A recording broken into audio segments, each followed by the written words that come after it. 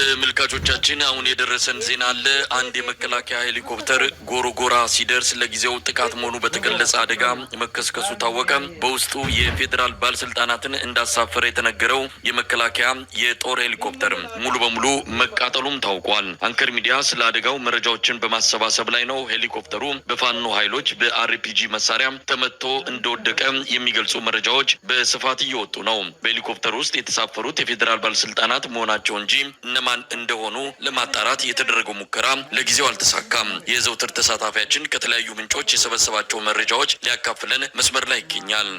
መልካም መሳይ እንግዲህ ከጎንደር አዘዞ ዋና ማዘዣ ጣቢያቸው ላይ በመነሳት የጎርጎራ መዝናኛ መናፈሻ ማዕከል ላይ የወታደራዊ አዛዦች በተደጋጋሚ ጊዜ እየሄዱ ይዝናኑበት እንዲሁም የብልጽግና አመራሮች ለረፍት እያሉ በሄሊኮፕተር ሄደው እንቅስቃሴ የሚያደርጉበት እንደሆነ ይታወቃል። ለበርካታ ጊዜ ጭንቀት ውስጥ በወደቁ ጊዜ ምክክርም ለማድረግ ባሰቡ ጊዜ ከጣና ዳር የተሰራው ትልቁ ሪዞርት ላይ ከፍተኛ የሆነ በጀት ይዘው እዛ አካባቢ መዝናናት ራሳቸውን ለማዝናናት እንደሚሄዱ ይታወቃል። ነገር ግን የምስራቅ ደንቢያ የሚንቀሳቀሱ የፋኖ ኃይሎች የመረጃውን በደንብ አድርገው ከአዘዞ እንደተነሳ መረጃው ስለደረሳቸው በደንብ አድርገው ራሳቸውን አዘጋጅተው ሄሊኮፕተሯ ልትወርድ 2 ወይም 3 ደቂቃ ሲቀራት በሄሊኮፕተሯ ሙሉ በሙሉ በአርፒጂ መተው በስሩ በሄሊኮፕተሯ ውስጥ የሚገኙ ወታደራዊ መሪዎችና የብልጽግና አመራሮች ሙሉ በሙሉ ህይወታቸው እንዳለፈና ሄሊኮፕተሯ ሙሉ በሙሉ በሳት እንደተቃጠለች ነው የደረሰኝ መረጃ የሚያመላክተው። በዚህ ከተማ ላይ ከዚህ በፊት 200 የሚገመቱና የፌደራል ፖሊስ አባላትና ከ200 በላይ ደግሞ የመከላከያ ልዩ ኮማንዶዎች አካባቢን የሚጠብቁት ስለሆነ ከዛ አካባቢ ችግር አይደርስብንም። እዛ ሄደን 1 3 ቀን 4 ቀን ተዝናንተን ብንመጣ በጀርባ በኩል ጣና ሐይቅ በመኖሩ ፊት ለፊትም እነዚህ ኃይሎች በመኖራቸውና የፋኖ ኃይሎችም ከጎርጎራ አካባቢ ይርቀው ወደ ደንቢያ ጨዋሂት ቆላድባ አካባቢ ውጊያ ስለሚያደርጉ ወደዚህ የመምጣት እድል የላቸውም በማለት ለመዝናናት ቢሄዱበት ነው የሚል መረጃ ነው የደረሰኝ። በስሩ የሚገኙ የወታደራዊ ጀነራሎችም ከፍተኛ የብልጽግና አመራሮች እነማን እንደሆኑ ባይታወቅም በተለምዶ ከዚህ በፊት የሚደረገው ነገር ምንድነው? ለመዝናናት ወደ ከተማዋ መጣው በሄሊኮፕተር ደርሰው እንደሚመለሱ ነው የደረሰኝ መረጃ የሚያመላክተው። ለማጥፋት የከተማውን ህዝብ አስገድደው ወደ ሄሊኮፕተሯ ወደ ወደቀችበትና ወደ ተከሰከሰችበት አካባቢ እንቅስቃሴ ህብረተሰቡ ወጥቶ በግዴታ አፈርና ውሃ ተሸክሞ እንዲሄድና እሳቱን ለማጥፋት ከፍተኛ ጥረት ቢደረግም ነገር ግን እንዳልቻለ የከተማው የጎርጎራ ከተማ ህዝብ ሄሊኮፕተሯን ለማጥፋት እሳቱን ለማጥፋት እንዳልቻለ ነው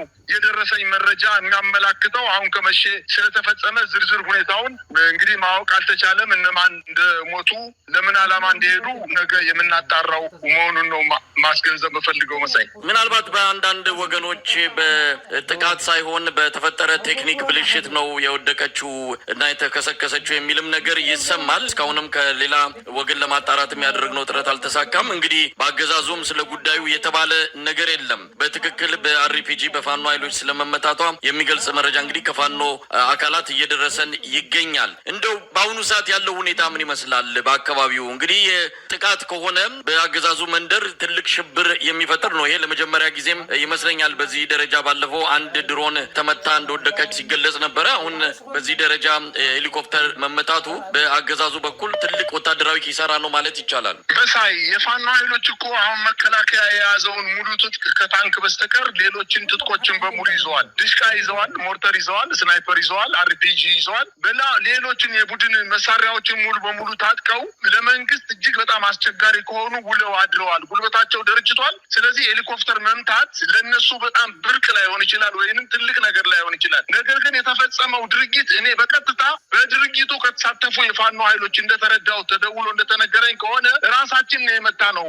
ምናልባትም 30 ደቂቃ ነው አሁን አንተና እኔ እየተነጋገርን ሄሊኮፕተሯ ከተመታች 30-35 ደቂቃ ወይም 40 ደቂቃ ቢሆነው ነው። ስለዚህ ቀጥታ ሄሊኮፕተሯን በአርፒጂ መተን ጥለናታል። ጎርጎራ ከተማ ላይ መተን ጥለናታል። ከማለፏ 1 ወይም 2 ደቂቃ በፊት ነው የተመታችው የሚል መረጃ በቀጥታ ከፋኖ ኃይሎች ነው የደረሰኝ። ይህንን ሊያደርጉ የሚችሉበት ጉልበትም ኃይልም ወኔም አላቸው። ምክንያቱም አርፒጂ የሚተኩሱ ድሽቃ የሚተኩሱ ሞርተር የሚተኩሱ ኃይሎች ከመከላከያ እየወጡ አድማ ብተና እየወጡ ወደ ፋኖ ኃይሎች የተቀላቀሉ በሺዎች የሚቆጠሩ የቴክኒክ ባለሙያዎች እንዳሉትና አማካሪዎችም እንዳሉት የሚታወቅ ስለሆነ አሁን የተፈጸመው ድርጊት ምናልባት መንግስት ነገ በድንገተኛ አደጋ በቴክኒክ ብልሽት ወድቋል ቢልም ነገር ግን ይሄ ፍጹም ሐሰት ነው። ቀጥታ ከፋኖ ኃይሎች በዛ አካባቢ ከሚንቀሳቀሱ የፋኖ ኃይሎች ህዝብ ግንኙነት ኃላፊ ነው። ምናልባትም እነሱ ነገ ከነገ ወዲያ የፋኖ ኃይሎች ነገ ከነገ ወዲያ በዚህ ጉዳይ ላይ ሰፋ ያለ መግለጫ እንደሚሰጡ መረጃውን ከየት እንዳገኙት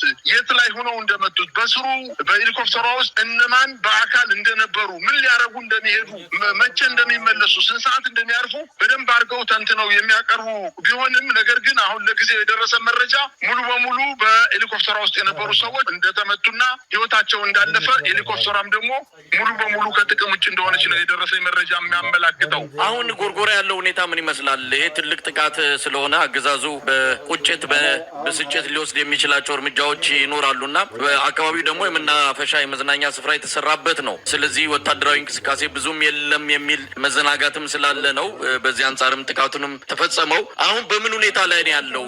የሄሊኮፕተሯ ሙሉ በሙሉ ያው በእሳት ስለተያዘች እንደምትወድም ይጠበቃል። ግን ምን እየተደረገ ነው ያለው? የከተማውን ህዝብ ሙሉ በሙሉ አስወጥተው ሄሊኮፕተሯን እሳት ለማጥፋት ሙከራ አድርገው ነበር። ዛን አካባቢ የከተማ ህዝብ አፈር ተሸክሞ እንዲሄድና አፈር እንዲደፋ እና ውሃም ተሸክሞ በውሃ ቃጠሎውን መከላከል ለማድረግ ወይንም እሳቱን በጊዜ ለማጥፋት ሙከራ አድርገው ህብረተሰቡን በግዳጅ አስወጥተው እየደበደቡ አስወጥተው ወደ ሄሊኮፕተሯ ቃጠሎ ቦታ ድረስ ለመውሰድ ሙከራ አድርገዋል። ከፍተኛ ተኩስ ነበረ። የተኩስ ልውውጦችም በተወሰነ ደረጃ ነበሩ። በአጭር ርቀት የሚደረጉ የተኩስ ልውውጦች ነበሩ። ምናልባት ፋኖዎች ስትራቴጂክ ቦታ ይዘው ቦታው ተራራማ በመሆኑ በአንድ አቅጣጫ ብቻ ሳይሆን በበርካታ አቅጣጫዎች ለጥቃት የሚጋለጥበት ሁኔታ በመኖሩ ሄሊኮፕተሯን መተው ጥለዋታል። ነገር ግን ሊሆን የሚችለው ነገር ምንድን ነው? ይሄ ከፍተኛ የሆነ የመከላከያ በአጠቃላይ የብልጽግና ትልቅ ክሳራ በመሆኑ ይህን ክሳራ ለማካካስ ዘወትር እንደሚያደርገው ሲመታ በወታደራዊ ውጊያ ሲመታ እንዲሁም የመኪና ኮንቮዮችን በደፈጣ ውጊያ ጥቃት ሲደርስበት በዛ አካባቢ የሚገኙ ሰዎችን ሙሉ በሙሉ ሰላማዊ ሰዎችን መምታት፣ መረሸን፣ መግደል፣ በሬዎቻቸውን ማቃጠል፣ ማረድ፣ መብላት፣ ሴቶችን መድፈር፣ አረጋውያንንና በጣም ምሳሌ የሆኑ ሰዎችን ከህዝቡ ፊት አውጥቶ መረሸን ሊፈጽም ስለሚችል የጎርጎራ ከተማ ህዝብ ምናልባትም ሌላ ገዳይ ኃይል ከመምጣቱ በፊት ከነዚህ በተጨማሪ ሌላ ገዳይ ኃይል ከመምጣቱ በፊት በአካባቢው ርቀው ወደ አጎራባች የገጠር ቀበሌዎች መሸሸት እንዳለባቸውና ምናልባትም ፋኖዎችን ማግኘት እንደማይችል እርግጠኛ ስለሆነ በሲቪሊያን ላይ ከፍተኛ አደጋ ሊደርስ እንደሚችል ነው አብዛኛው ሰው በፍርሃት እየተናገረ የሚገኘው።